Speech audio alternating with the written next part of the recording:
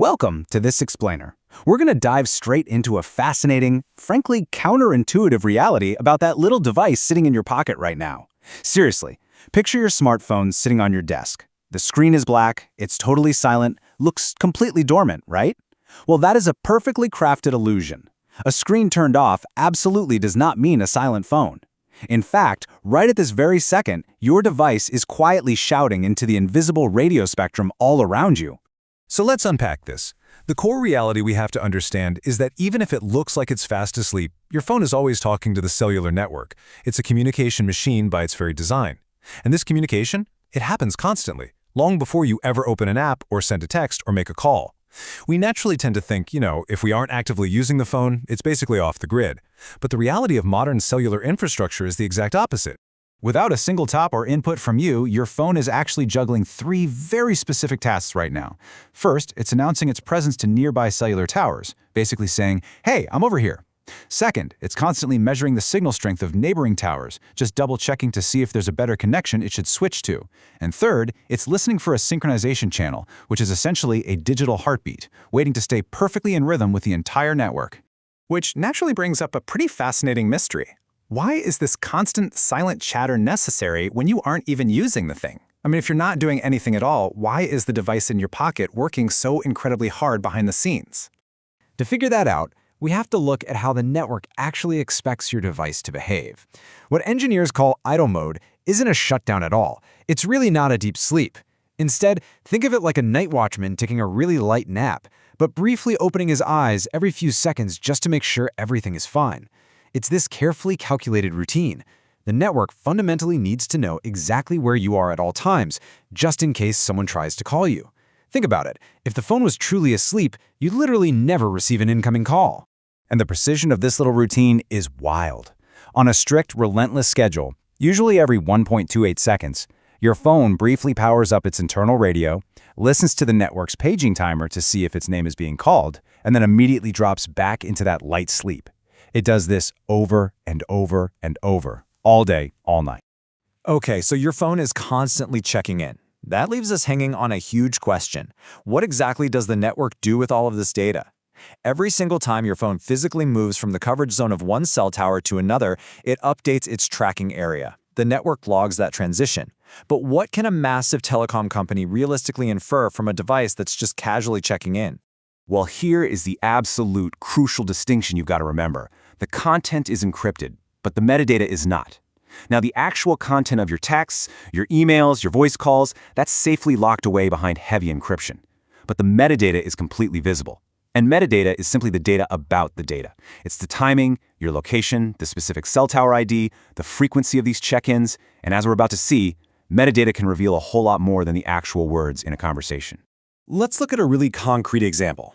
Just by observing the handover between cell towers every morning, the network can instantly deduce incredibly specific details about your daily behavior.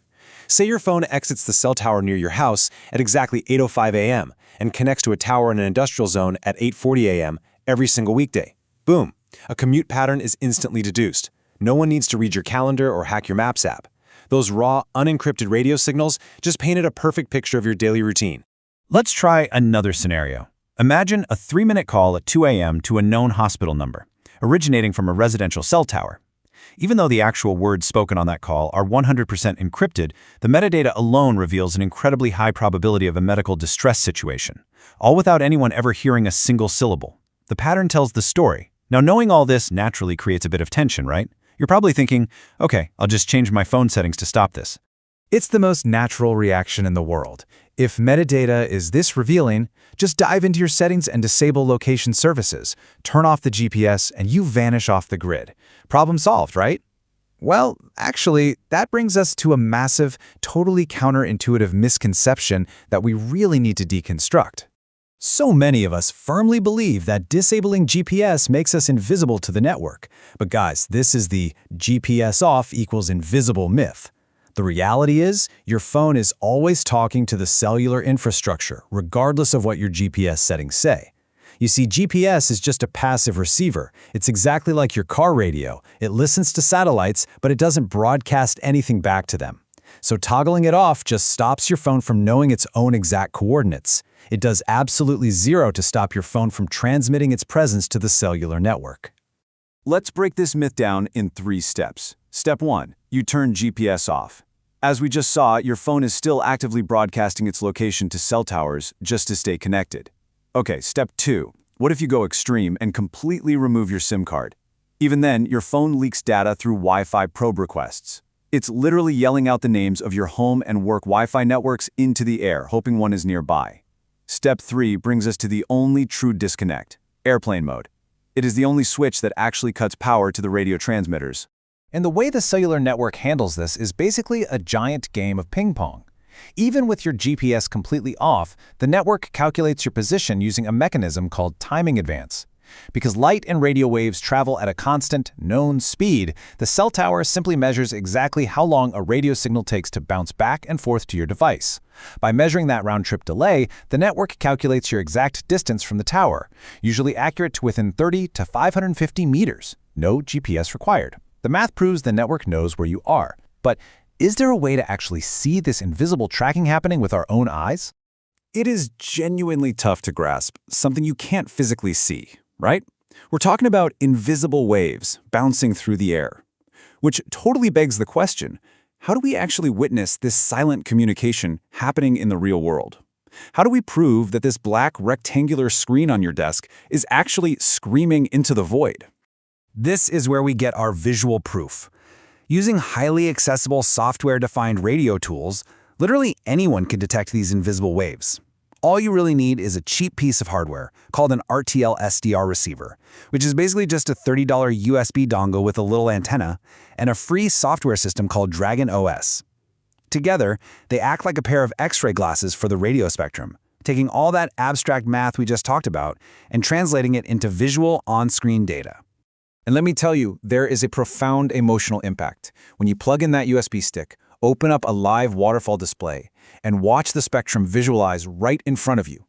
Suddenly, you see those invisible broadcast control channels, and those 1.28-second paging bursts materialize on a screen in real time as a cascading waterfall of colors. Seeing this live traffic proves our core reality all over again. Your phone is constantly conversing with a network, sending pulses of data over and over.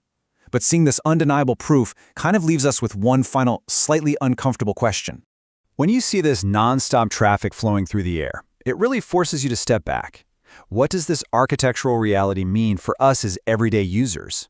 If your phone is generating this massive mountain of metadata, and the cellular infrastructure explicitly requires it just to function, where exactly does that leave our expectation of privacy? I want to highlight a really crucial perspective here, because it perfectly crystallizes the whole situation. Quote, your phone doesn't need to be hacked to become a tracking device. The network itself already requires constant communication. That is vital to understand. This isn't about some malicious surveillance state or someone breaking into your device with a virus. It's simply that the cellular infrastructure was fundamentally designed to know exactly where you are at all times, so it can route a phone call to you the very second it comes in. Which brings us to the ultimate takeaway you should leave with today. To be connected, your phone is always talking. The very nature of a mobile device is that it quietly trades your location data and your behavioral metadata for the sheer convenience of staying magically connected to the world. So the next time you look at your phone sitting quietly on a table with the screen completely black, ask yourself, what secrets is it whispering to the tower down the street right now?